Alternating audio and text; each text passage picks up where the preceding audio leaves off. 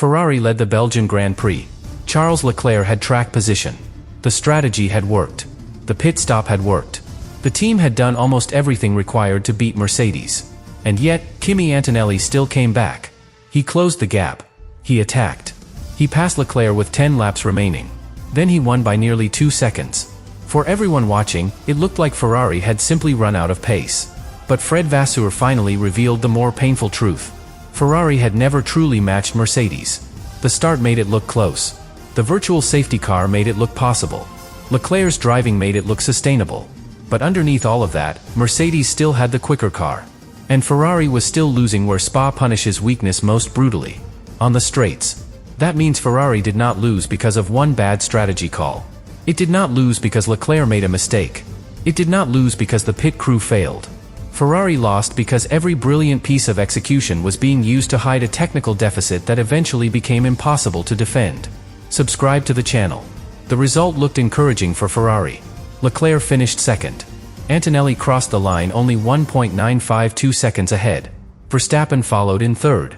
Hamilton finished fourth despite receiving a 5-second penalty after his opening lap contact with Russell. From the outside, Ferrari appeared to have taken Mercedes to the final stages of the race. That sounds like a narrow defeat.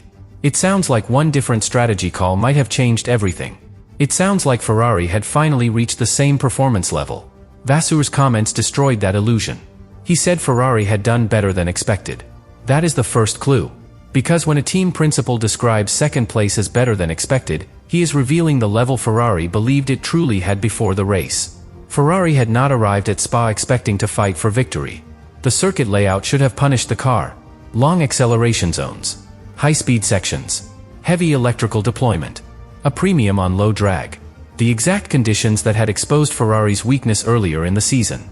Yet Leclerc still found himself leading. That is why the race was so deceptive. Ferrari's position looked stronger than Ferrari's pace. The team had created the lead through execution. Leclerc produced an outstanding opening lap. He moved ahead of Russell. He moved ahead of Verstappen. He immediately placed the Ferrari inside the fight. Then the virtual safety car opened a strategic window. Ferrari reacted quickly. The stop cost less time than it would have under normal racing conditions. Leclerc emerged with the advantage. For a moment, Ferrari had converted timing into control. But track position is not the same as speed. It can hide a deficit. It cannot erase one. Imagine two runners on a narrow road. The slower runner starts ahead. The faster runner cannot pass immediately because there is no space. For several minutes, they look equal. But the faster runner is still using less effort. Still waiting. Still choosing the moment. That was the situation at Spa. Leclerc was ahead. Antonelli had the stronger underlying pace. The Ferrari was controlling the road. The Mercedes was controlling the pressure. And pressure changes everything. A driver defending a faster car cannot simply drive the ideal race. He must manage the rival. He must decide where to deploy electrical energy. He must protect the tires. He must watch the mirrors. He must compromise one corner to defend the next straight. He must calculate when the attack is coming. The driver behind has more freedom. He can observe. He can conserve. He can prepare. He can wait for one small weakness. That was Antonelli's advantage. Leclerc was fighting the race. Antonelli was shaping it. This is where Vasseur's most important admission becomes unavoidable. Antonelli had the quicker car. Ferrari was losing on the straights. But Ferrari's start and strategy had kept the fight alive. That statement tells us exactly what happened. Ferrari's racecraft created the opportunity. Mercedes' raw performance decided the result. The secret reason Ferrari failed to catch Mercedes was not hidden in one dramatic technical failure. It was spread across the complete lap. Straight line speed, energy deployment, aerodynamic efficiency, corner exit. The way all of those pieces worked together. Ferrari could gain track position. Mercedes could gain it back. And that is the difference between a team that can challenge and a team that can control. A challenger needs the race to open a door. A controlling team can force the door open itself. Antonelli lost the lead more than once. He lost it at the beginning. Then Leclerc moved ahead through the virtual safety car sequence. Neither moment destroyed Mercedes' chance. The car had enough pace to recover. That is what a stronger package gives the driver. Another opportunity. Another attack. More time to correct the race. Ferrari did not have that same margin. Leclerc needed everything to remain favorable. The tire behavior. The battery level. The timing. The traffic. The defensive positioning. One weakness could expose the entire gap. And eventually, that happened. Antonelli closed. Leclerc defended. Ferrari used what it had. Mercedes continued applying pressure. Then, with 10 laps remaining, Antonelli completed the pass. The strategy had reached the end of its protection. The race returned to its natural order. That is why calling it a Ferrari pace collapse is not completely accurate. Ferrari did not suddenly become slow. The race simply stopped hiding what had been there all along. The car was competitive. It was not equal. That difference may sound small. In Formula One, it decides championships. A competitive car can fight when the conditions align. An equal car can fight every weekend. Ferrari was still dependent on circumstances. Mercedes was less dependent on them. And Spa made that contrast painfully clear. The Belgian circuit does not only reward maximum speed. It rewards the complete path toward that speed. A driver exits the corner. The rear tires must grip. The car begins accelerating. The battery deploys. The combustion engine contributes. The aerodynamic resistance builds. The car continues gaining speed. Every stage matters. If Ferrari loses a fraction on traction, another fraction through deployment, and another through drag, the final deficit looks like one straight-line problem. But the loss began before the speed trap. That is why Vasseur's explanation was more important than one simple claim about engine power. Ferrari's weakness was not necessarily one isolated component. It was the interaction between several areas. The chassis, the aerodynamics, the hybrid system, the way the car used energy, the way it exited the corner, the way it moved through the air. Mercedes was stronger across enough of those areas to create a decisive advantage. And this had been visible since the beginning of the season. Ferrari had already identified straight-line speed as a major weakness. Vasseur had spoken about the gap after the early races. Ferrari had been around 8/10ths behind in Melbourne. Then around 6/10ths away on Friday at a later weekend. Then around 4/10ths by Saturday. That progression showed improvement. 8 became 6. 6 became 4. The team was understanding the car. But there is another side to those numbers. Ferrari had begun from a huge deficit. Reducing it did not mean the problem was solved. And while Ferrari improved, Mercedes continued developing too. That is the cruel part of chasing the fastest team.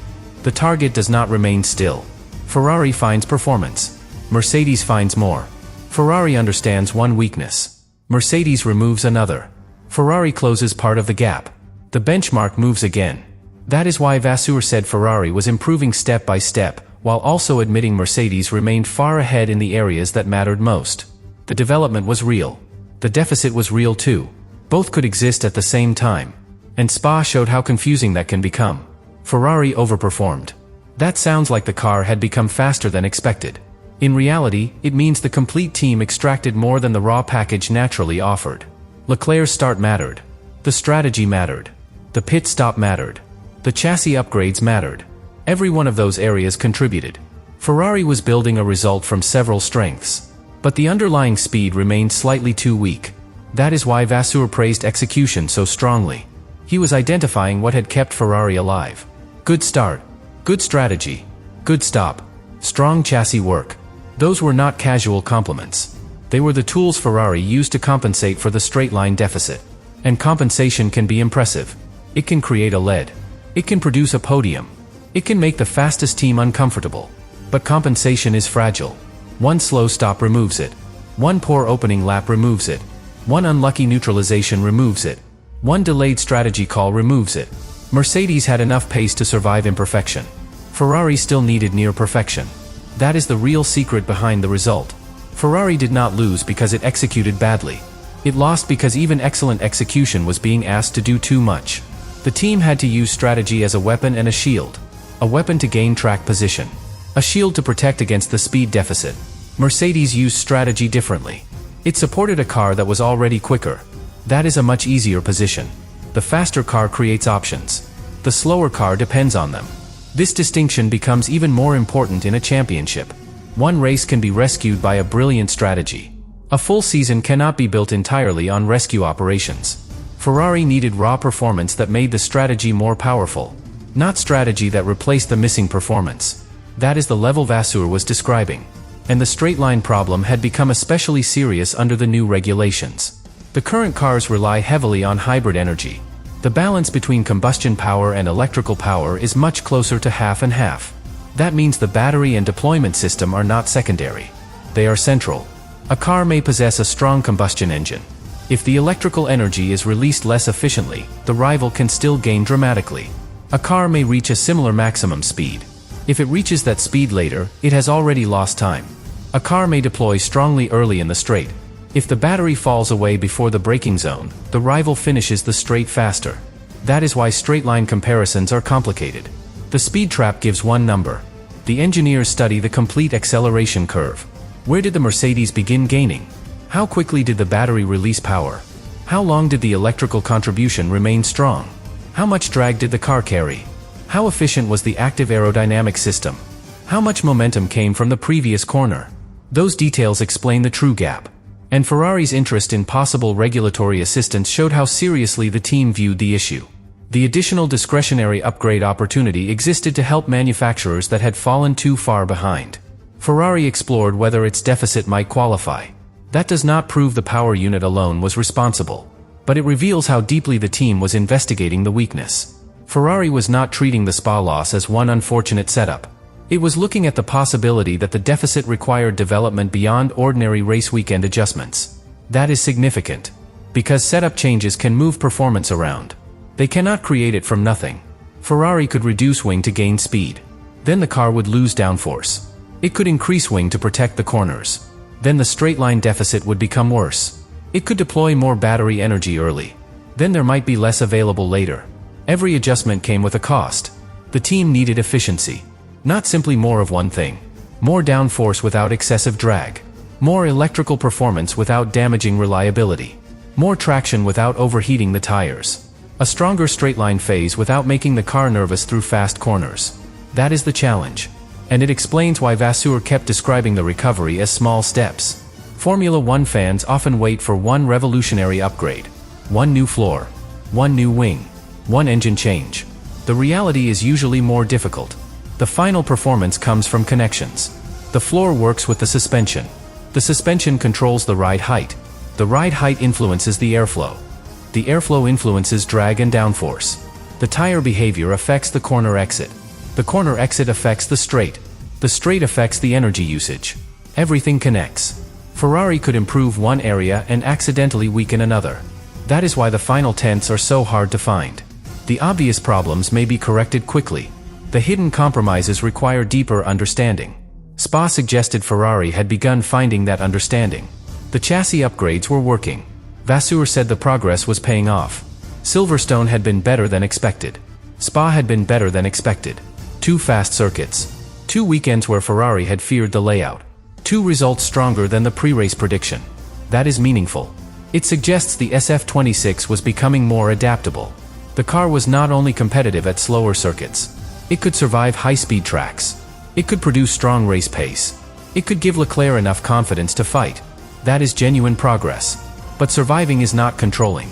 And the straight-line gap remained the wall Ferrari could not cross. Leclerc could lead. He could not relax. Every time Antonelli closed, Ferrari had to spend something. Tire life. Battery energy. Defensive positioning. Mental focus. The leader was using resources to remain ahead.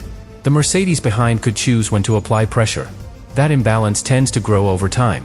The defending driver begins consuming the race. The attacking driver begins owning it. And that is why Leclerc's lead felt temporary even before the pass happened. The position was real. The control was not. Ferrari had placed Leclerc ahead. Mercedes still had the ability to decide when the next phase began. That is one of the hardest experiences for a driver. Leclerc knows how to defend. He can place the car precisely. He can brake late. He can make the rival work. But a straight-line deficit reduces the number of options available. The faster car arrives earlier. It can position itself before the braking zone.